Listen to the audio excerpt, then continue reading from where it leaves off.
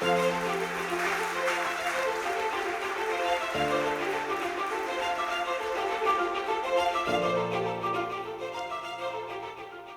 this award is about the person who made a big difference in our campaign, and is going to a good friend and a good man, the foreign minister, or I should say former foreign minister of Lithuania, Gabrielius Landsbergis.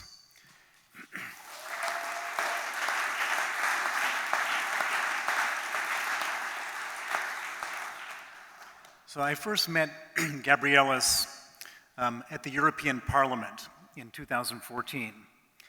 And he comes from a very influential family in that his father was the first president of Lithuania after the independence from the Soviet Union. And I met this guy, and you'll see in a second when he comes up on stage, he's a charismatic, handsome, and impressive guy. And I thought to myself, he's like a Lithuanian Kennedy, back in the day when Kennedy was a good word. Anyways, we got to be friends and allies, and he started to work on the Magnitsky Act in the European Parliament, but he then returned to become a member of parliament in Lithuania. And in Lithuania, together with some other friends in the Lithuanian parliament under his leadership, in 2017, Lithuania became one of the very first European countries to have a Magnitsky Act. Now, I want to tell you something interesting, and if there are any politicians here in the audience, and there are quite a few, it's a very good investment as a politician to get involved in the Magnitsky campaign. And I can tell you that because we've had several. Jan Lepavsky, who won the previous Magnitsky Award, he was a backbench MP from the Czech Republic, and he became the foreign minister of the Czech Republic after doing the Magnitsky campaign.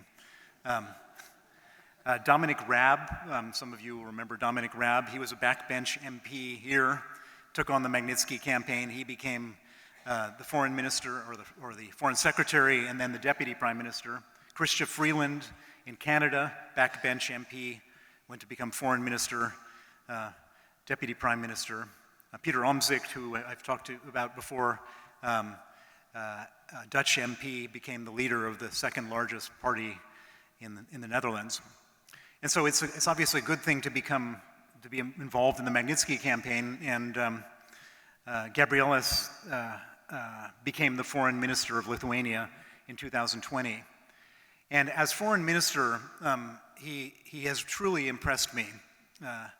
When Putin invaded Ukraine, he was the very first foreign minister to declare Russia a state sponsor of terror. When Svetlana Tikhanovskaya was effectively expelled from Belarus, he welcomed her to Lithuania along with her team to operate a Belarusian government in exile in Lithuania.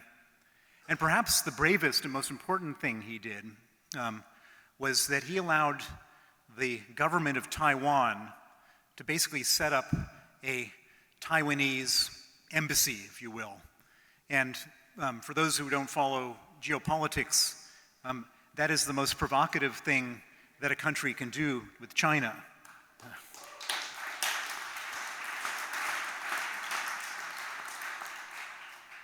China doesn't want Taiwan to exist as a country, so how can they have an embassy? And they responded in the most vicious way. They basically imposed a total trade embargo on Lithuania, hoping that he would cave, as most other government officials would. But he didn't cave. He stood firm. This little country of Lithuania, the foreign minister of Lithuania, stood firm and didn't buckle.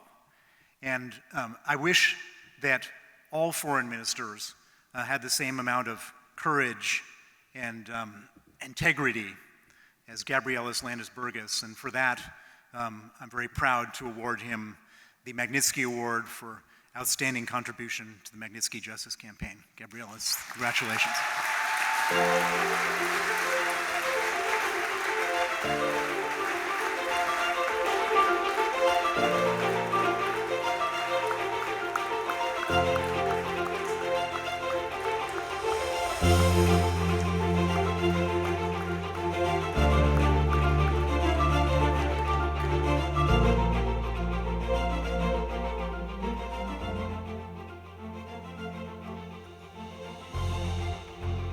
I wrote a little speech.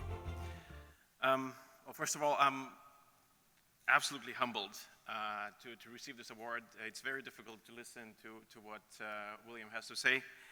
And just seeing the group I find myself in, I feel completely inadequate.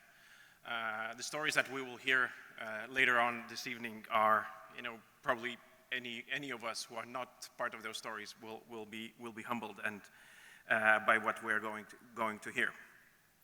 I'd like to share one thought with you, is that throughout my work as a minister, I counted probably about last 5 years, one of the words that stuck into my mind that has been advised in my work, that was the word de-escalation. In the face of Russian attacks against Ukraine, thousands of stolen Ukrainian children, bombed civilians, thousands of people detained and held as political prisoners, and that has been happening in more places than before, we all have been advised not to escalate against all that.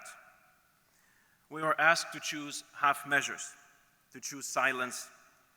We were asked not to offend the dictators, not to shed light on their deeds, not to bring discomfort to them. Because talking about that would require actually doing something about it. And today I'm immensely proud that this evening, and people who have gathered here are doing exactly that. This evening is about not being silent. It's about making dictators' crimes known. It's about making sure that they are annoyed, maybe even angry, and better yet, overthrown. This event is exactly the opposite of what was advised. It is escalating the fight for freedom, human rights, justice, and democracy. And I'm proud as I could ever be by being a small part of that escalation.